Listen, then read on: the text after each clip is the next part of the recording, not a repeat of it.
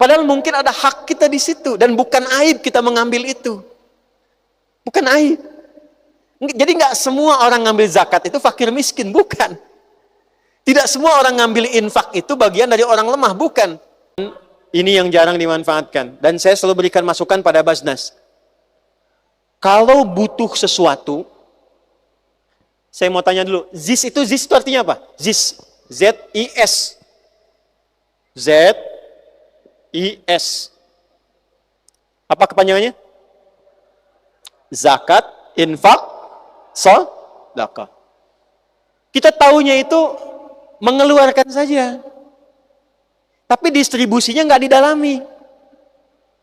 Padahal mungkin ada hak kita di situ dan bukan aib kita mengambil itu. Bukan aib. Jadi nggak semua orang ngambil zakat itu fakir miskin, bukan. Tidak semua orang ngambil infak itu bagian dari orang lemah, bukan. Buktinya apa? Orang tua nggak boleh dizakati, tapi harus diinfaki. Istri, ibu kalau dapat dari suami namanya apa? Uang bulanan itu yang dikasih namanya apa? Nafkah. Nafkah itu, Bu, singkatan dari infak. Singkatan dari infak namanya nafkah. Itu ada di Quran surah keempat ayat 34. Ar-rijalu qawwamuna 'alan nisa bima faddalallahu ba'dahum 'ala ba'din wa bima anfaqu. Kata Allah, infak wajib suami yang pertama itu pada istri dan keluarganya. Karena orang kita suka menyingkat-nyingkat, maka disingkat jadi nafkah. Iqomat jadi komat. Adi jadi di, ade jadi de, sini de. Ya, itu singkatan, asalnya itu infak.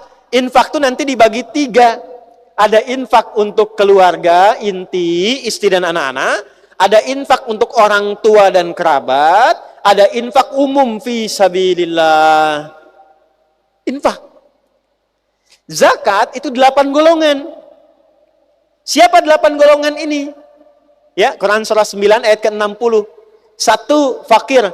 Ini memang yang sudah tidak ada pekerjaan. Ini nggak masuk kualifikasi ya. Semua, saya, kita, Anda tidak. Nggak ada pekerjaan, tidak punya kemampuan bekerja, kebutuhan banyak. 2, miskin. Miskin itu punya aktivitas pekerjaan, tapi tidak mendukung, tidak mencukupi kebutuhan. Nanti babnya akan ditarik lagi pada pengelolaan. Kenapa nggak cukup tuh? Makanya nanti ada yang masuk kepada bab zakat, ada yang masuk pada bab infak. Dibagi 2. Ada miskin karena memang pekerjaannya tidak berimbang dengan kebutuhan dan butuh support. Ada yang kedua, kalau yang pertama ini zakat yang dikeluarkan, yang kedua ini adalah support untuk mengangkat dia menjadi lebih stabil. Ya, misal pengen usaha gitu kan?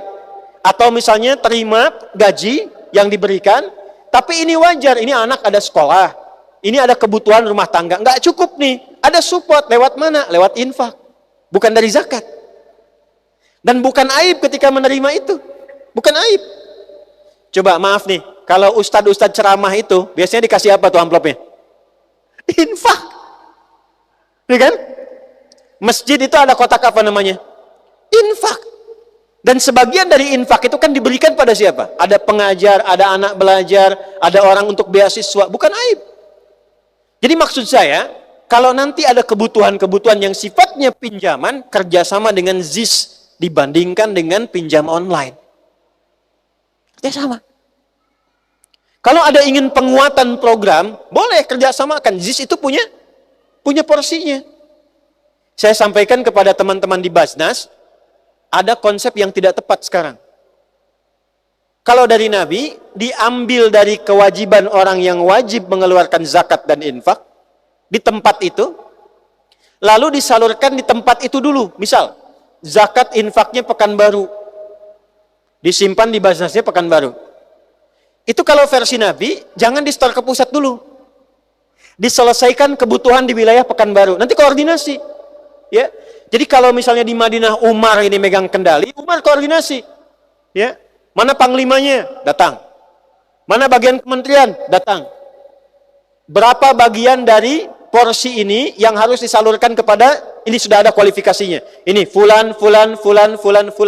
Zaman Utsman itu semua militer, baik darat, termasuk angkatan laut, udara belum ada, darat dan angkatan laut, itu tidak ada yang berpikir tentang keluarganya. Karena semua kebutuhannya terpenuhi. Di atas kebutuhan pokok. Dari mana posnya? Baitul Mal. Baitul Mal itu posnya apa? Dua. Bagi Anda yang sudah mengenakan seragam ini, itu masuk kategori mujahid fi sabilillah. Dapat bagian ke-8. Wa fi sabilillah.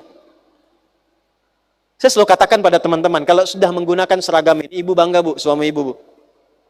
Ya, dan teman-teman Anda mesti bangga, yang muslim ya saya katakan. Ini seragam Anda kebanggaan. Bukan cuma saat Anda jadi kesatria di langit. Catat pesan saya ini. Bukan saat sekedar Anda menjadi kesatria di langit. Tapi ini dibawa sampai di hadapan Allah ketika saat dihisab. Dibawa sampai hari kiamat jadi kebanggaan saat dihisab. Perhatikan baik-baik. 3 golongan. Yang dalam hidupnya tercatat pejuang akhirat. 1, ulama. Yang mengajarnya ikhlas karena Allah. Bukan ulama pencari dunia ya.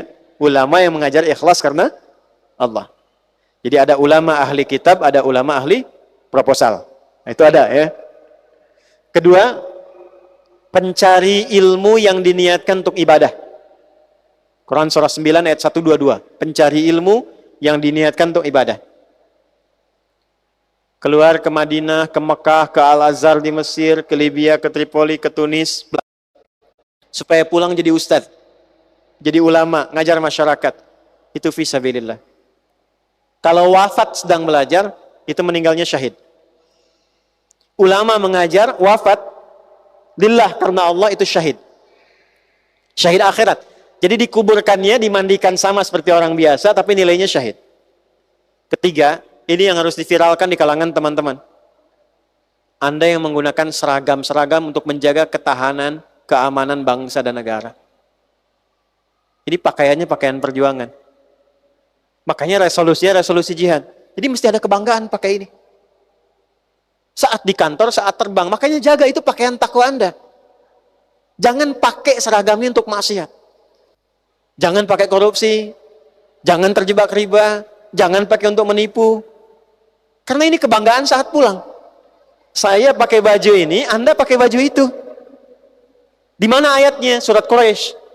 Falyabudu rabb hadzal bait alladzi at'amahum min ju' wa amanahum min khauf. Orang-orang yang mendedikasikan dirinya untuk menjaga keamanan, ketertiban, kenyamanan, ketahanan dan diniatkan ibadah, ini poinnya. Diniatkan ibadah karena Allah itu fi sabilillah. Nanti babnya di Riyadhus Shalihin dari 1896 hadis yang ada di dalamnya, lihat bab pertama tentang ikhlas. Orang yang pakai seragam, kata Nabi, berjuang dan dia niatkan karena Allah. Dia jaga bela negara, tapi dia niatkan karena Allah. Itu ketika wafat fi sabilillah. Nah, fi sabilillah itu di masa lalu mendapat bagian zakat. Bukan karena fakir, bukan. Bukan karena miskin, bukan. Karena harus dipenuhi keadaan rumah tangganya, supaya saat dia berjuang tidak berpikir tentang anaknya sekolah lagi. Tentang istrinya bagaimana dapurnya harus bisa menyala.